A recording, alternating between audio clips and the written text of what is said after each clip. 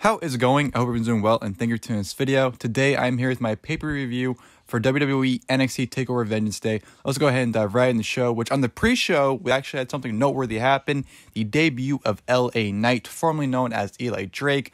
I'm going to see what they do with him before I, jump to conclusions or, give an opinion, just because we've seen WWE have guys before. Obviously, he was there at one point at Slate Randall.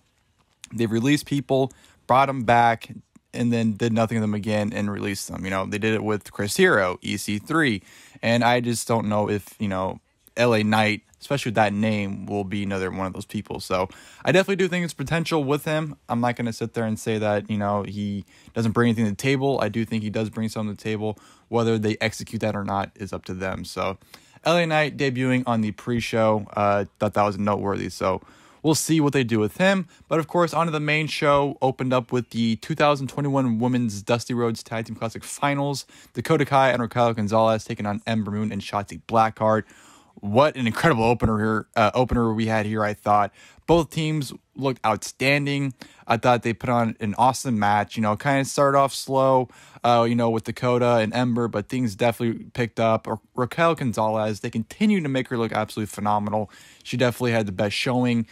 Everything Ember and Shotzi were throwing at her, every tag team move, whether it was their own finishes as well, like the Eclipse, Raquel kicked out of that.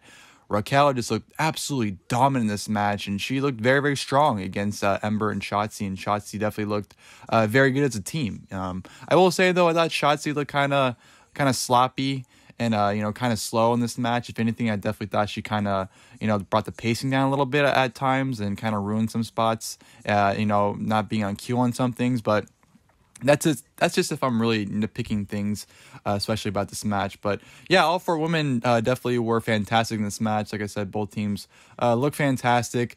Loved the finish as well. Towards the end, I honestly thought the match could have went either way. Tons of false finishes. Raquel González at one point powerbomb Shotzi Blackheart, taking her out into the barricade, and then Ember fought off to herself. And then Shotzi made her comeback, and it looked like Ember and Shotzi were gonna do it. It looked like they're gonna put Raquel away, but her and Dakota are such a phenomenal team. They're able to pull themselves together, and at the end, Raquel González hitting a huge chokeslam powerbomb on Ember and her and Dakota went for the double pin to get the win and win the first ever Women's Dusty Rhodes Tag Team Classic. Definitely were the right winners, if you ask me. Raquel, she's won such a role, and them as a tag team, it just makes perfect sense for them to be put on top. And obviously, they'll be getting a women's tag team title match against Shayna and Nia in the future. And obviously, they should win the tag team titles. I'm not expecting them to, but they definitely should. It benefits them. They're the hottest tag team in the women's division, if you ask me. Raquel González obviously is in for a push. And I think right now, if they're not going to put her, in the NXT Women's title scene, or at least put the championship on her, that she definitely should be the NXT Women's Tag Team Champions, if you ask me. So, hell of an opener. Really enjoyed it. Great stuff. And speaking of great stuff, man, we go to which I thought was match of the night. The NXT North American Championship. Johnny Gargano defending against Kushida.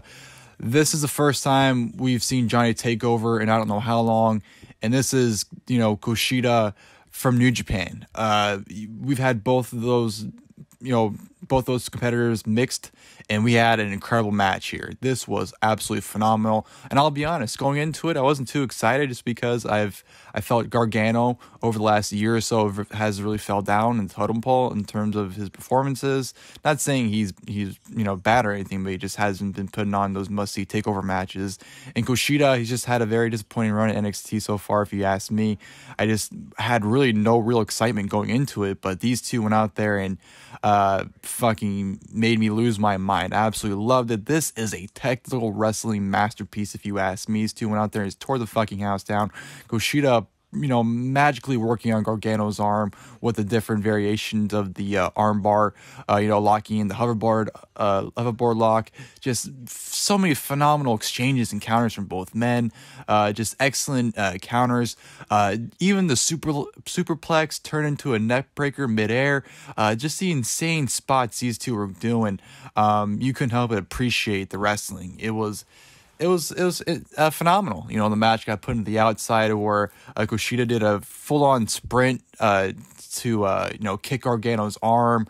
He was doing excellent work in that arm. Like I said, this truly was New Japan Kushida we were seeing, and I thought it was phenomenal. And it was a very, very enjoyable match. And, you know, towards the end, Gargano got the upper hand by outsmarting Kushida, hitting the, final beat DDT onto the ramp and threw Kushida back in the ring, and pinning one final beat DDT one more time on Kushida for the 1-2-3 to retain the NXT North American Championship. So Gargano retains. I wasn't surprised by it, but damn, you could not help but during the match root for Kushida. Like, I literally wanted Kushida to win as the match is happening, but I figured Gargano was going to win just because before the match, as they're making their entrance, I forgot to mention, Dexter Lumis kidnapped Austin Theory. So obviously Dexter Lumis probably would be Gargano's next feud for the championship. But man, Kushida and Gargano definitely had a classic, and definitely had a match as your contender.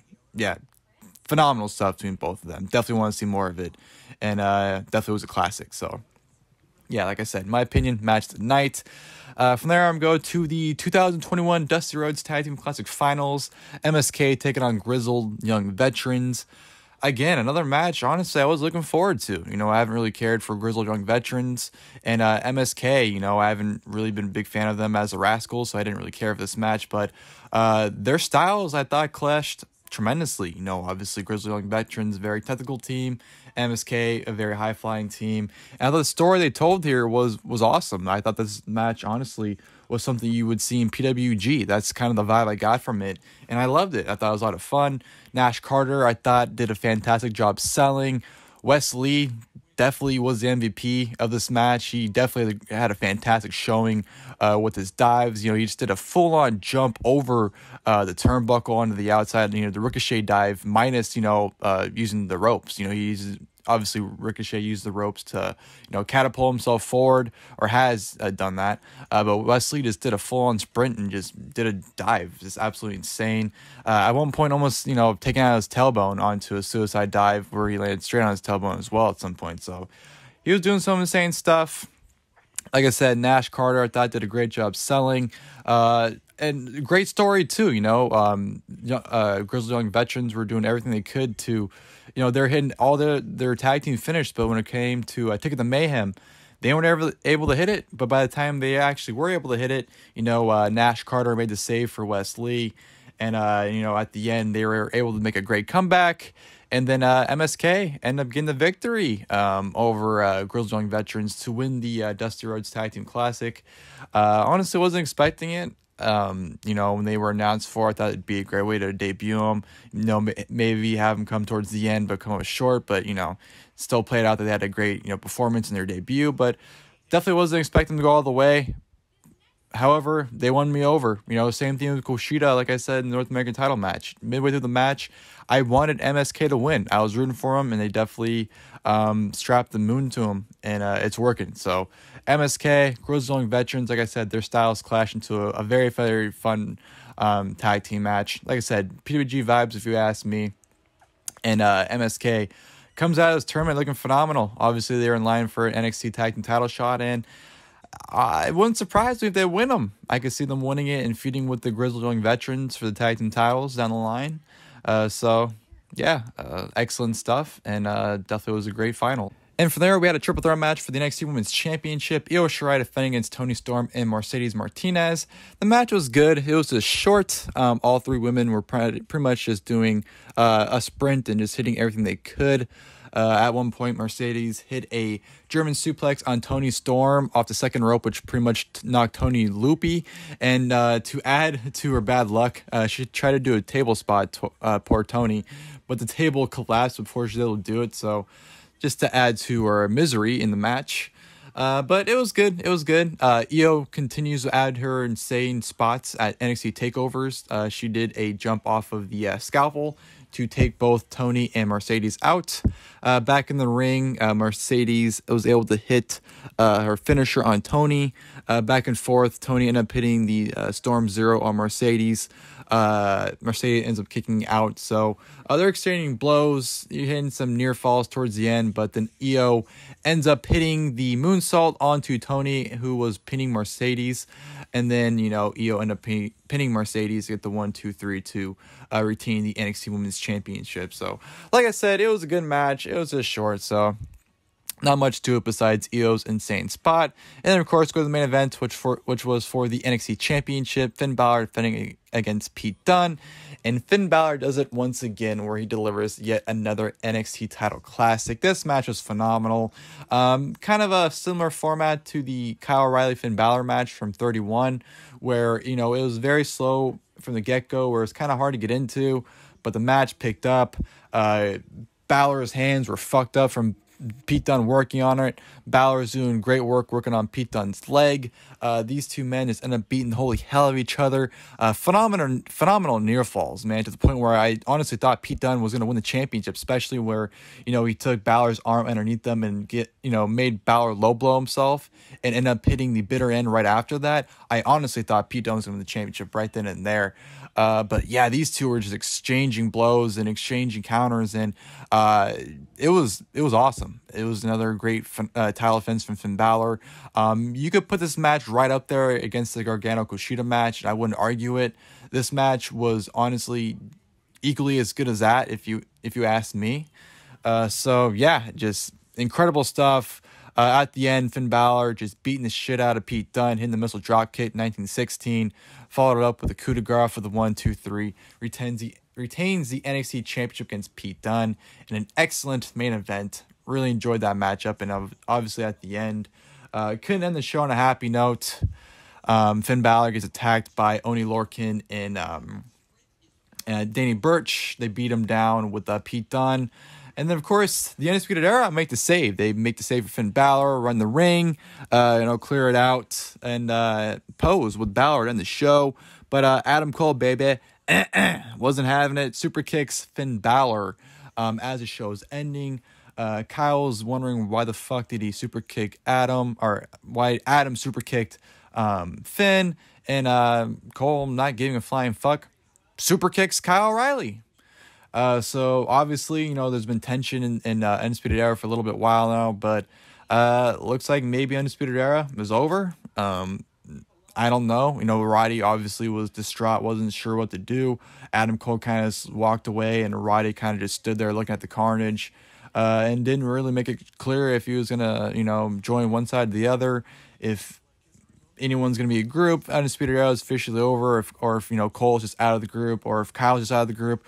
Who knows? It's definitely intriguing. It's risky too. Obviously Triple H hasn't really done anything ballsy, if you ask me, in NXT for quite some time with the booking. So this definitely is risky. Undisputed Era definitely, I'm not going to argue it. Undisputed Era is NXT, or NXT is Undisputed Era.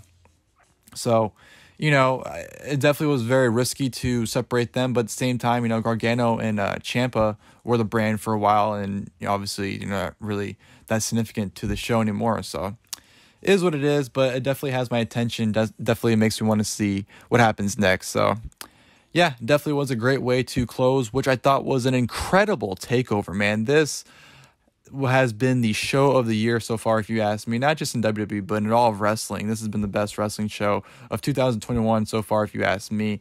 Definitely had old school takeover vibes, just instant classic, at the edge of your seat, fun wrestling. Like I said, it exemplifies what NXT used to be. That's the best way I can put it. And that's what this show was. So NXT TakeOver Vengeance Day definitely gets 2 thumbs up from me. Like I said, wrestling show of the year so far. Going to be really excited to see what show can and if can top it. So yeah, I hope you guys enjoyed the video. If you guys did, please feel free to leave a like below. And of course, next time I'll see you guys then. Thank you guys for watching the video.